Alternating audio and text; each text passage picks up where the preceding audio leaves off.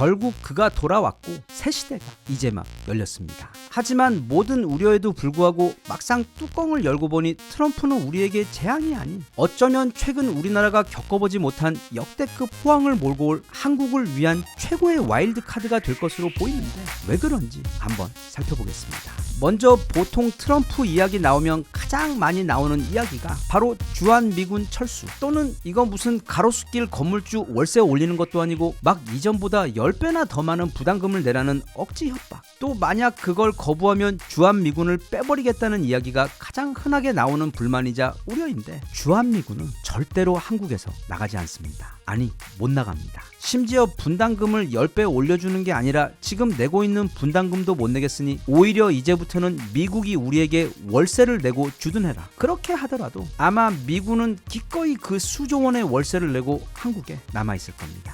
왜냐하면 미군은 사실 우리 한국을 위해 우리 한반도에 주둔하고 있는 것보다는 미국을 위해 주둔하고 있는 이유가 크기 때문입니다. 게다가 또 작년 연말에는 이미 미국 국회에서 앞으로 트럼프가 어떻게 결정하든 주한미군은 계속 한국에 주둔하는 것으로 미국 법으로 결정을 내렸기 때문에 근시일 그런 주한미군의 상황이 바뀌는 일은 없을 예정입니다.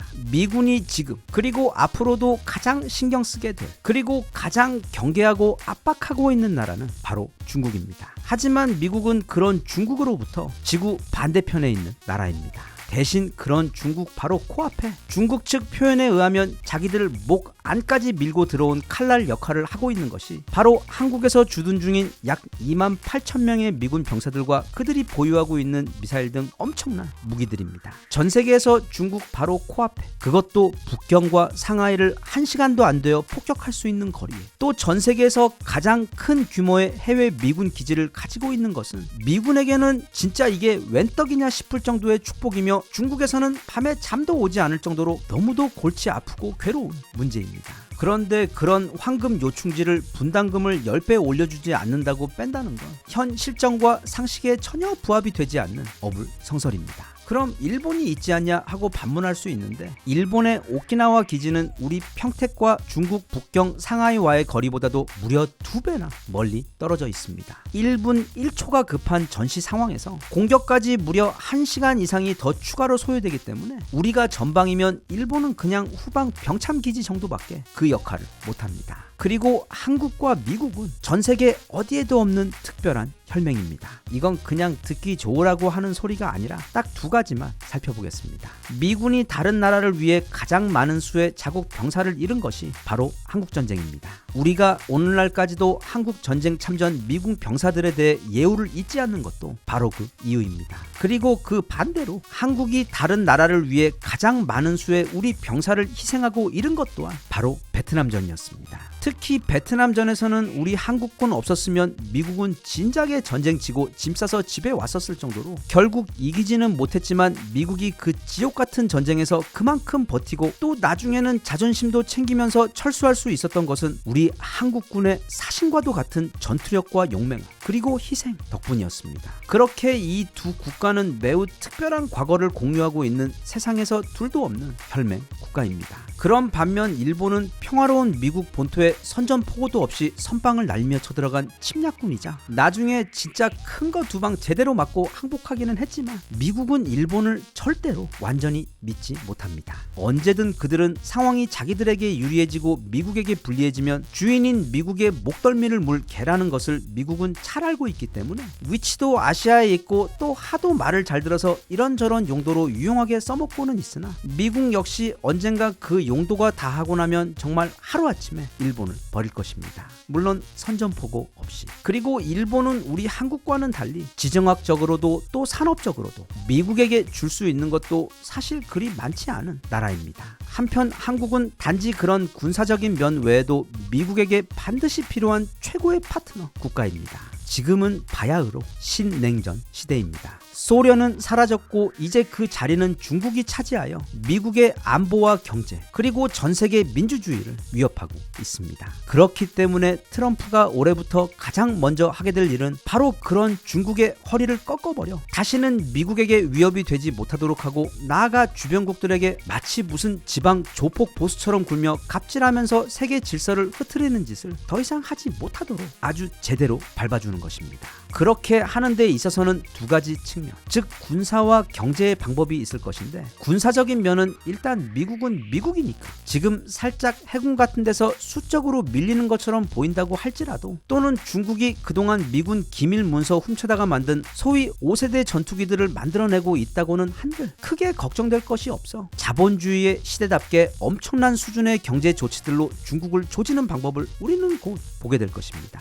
특히 최근 20년간 중국이 심혈을 기울여 발전시키고, 또 그래서 얼추 많이 따라온 것처럼 보이기도 하는 바로 그 최첨단 산업들, 즉 배터리, 반도체, 전기차, 그리고 인공지능 같은 분야들에 대해 트럼프는 미국이 가진 모든 무기를 다 쏟아부어 아주 초토화를 시켜버릴 겁니다. 그리고 거기에 더해 트럼프는 우선 제조업 탈중국화에 집중하여 지난 30년 넘게 중국에게 의존해왔던 제조업을 파격적으로 끊어버리고 그중 일부를 미국 내에서 되살리는 방법을 취할 것인데, 하지만 아무리 미국 내 제조업이 빨리 되살아난다고 해도 한계가 있습니다. 그리고 바로 그 지점이 이 대한민국이라는 작고 신기한 나라가 미국에게 가장 필요한 이유입니다. 우리는 단지 전 세계 최고의 반도체, 전기차, 배터리, 그리고 방산 무기만 잘 만드는 최첨단 산업 국가가 아니라 손톱깎이부터 초대형 발전기까지, 그리고 상상 가능한 모든 물건을 모두 0부터 100까지 다 이 한국 내에서 개발하고 제조할 수 있는 전 세계 진짜 1티어 최강 제조업 국가입니다.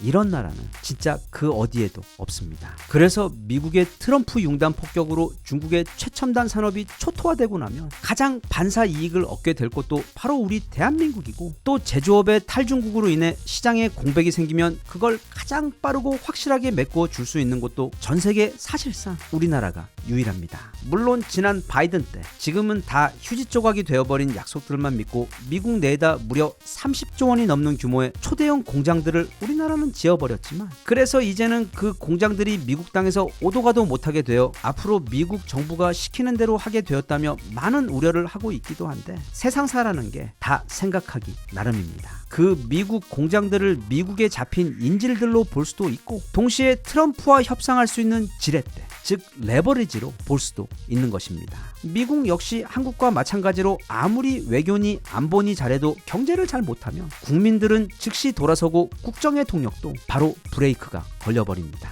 그리고 그건 특히 다른 모든 것보다 미국의 경제를 가장 우선시하고 있는 트럼프에게 있어 더더욱 사실입니다. 자기가 운전대를 맡은 다음 미국 경제가 잘 되고 일자리가 늘어나야 미국 국민들은 트럼프를 인정해주고 따를 것입니다. 그런데 미국 내 다른 산업의 성패에 직접적으로 연관이 되어 있는 우리나라 최첨단 배터리 및 반도체 공장들과, 또 미국 내 여러 지역에 수십만 개의 일자리를 책임지고 있는 우리나라 자동차 공장들이 삐걱거리게 되면, 그때는 물론 우리나라 기업들도 좀 타격을 입겠지만 트럼프의 경우 모든 걸 잃을 수도 있게 됩니다. 즉 이게 이 영상 가장 앞에서 살펴본 그 주한미군의 문제나, 또는 여기 미국에 최근 지은 한국 기업들의 공장들에 대한 문제나, 그 골자는 똑같습니다. 우리도 또 트럼프도 그 누구도 완전한 갑의 위치에 있지 않습니다. 서로가 서로의 목줄을 쥐고 있으며 함께 동반자멸하거나 아니면 함께 서로 돕고 협력하며 크게 성공하거나, 두 선택지밖에 없습니다. 게다가 또 우리는 그렇게 미국과 거래를 하면서도 중국과도 거래를 이어갈 수 있습니다.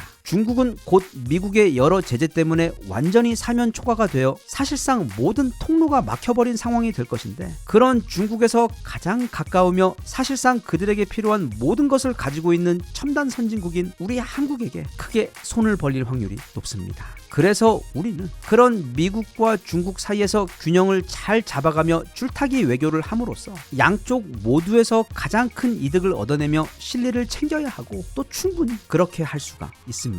그게 우리나라가 지난 1000년 이상 동안 가장 잘 해오던 생존 전략이자, 게다가 또 우리나라는 이 줄타기에 있어 타고난 내공이 있는 민족입니다. 그렇기 때문에 너무 쫄 필요 없다고 생각합니다. 우리에게도 미국과 미군은 너무도 중요하지만 어쩌면 그 이상으로 미국에게도 우리나라와 우리 기업들과의 협력이 절실하기 때문입니다. 그렇기 때문에 실력 좋은 포커 선수처럼 최대한 우리가 가진 우려를 숨기고 동시에 우리가 가진 강점들에 대해 자신감을 보이면서 상대의 패에 맞추어 그에 가장 맞는 패로 응대하며 절대 기싸움에서 밀리지 말고 플레이를 해야만 합니다. 세상 만사가 다 그렇지만 무엇보다 이 국제 외교라는 것은 다 기브 앤 테이크입니다. 즉 주지 않고 받기만 하는 거래는 이 세상에 없습니다. 그래서 잘 주고 그리고 잘 받는 외교를 해야 하는데 다행히 우리는 앞서도 보았듯 미국에게 줄 수 있는 게 아주 많습니다. 그리고 또 너무 좋게도 미국으로부터 또는 오직 미국에게만 받을 수 있는 우리에게 필요한 것들도 아주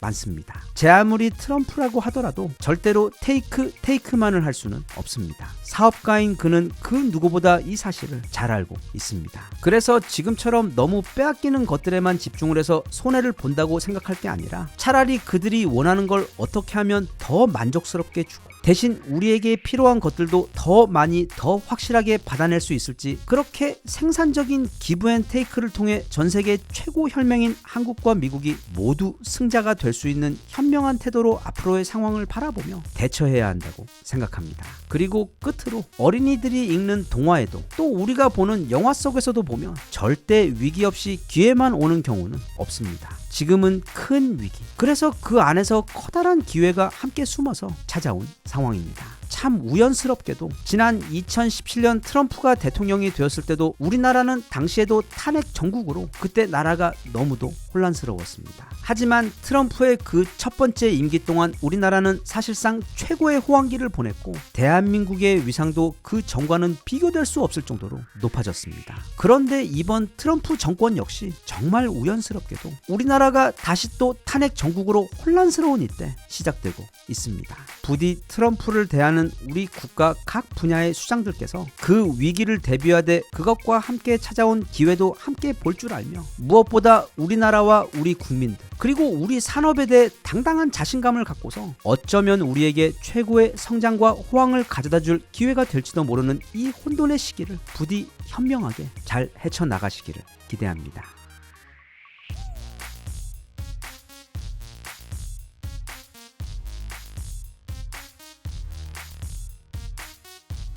Even if you tried, you wouldn't understand it. Maybe something's missing inside of you. Just a bit of sugar.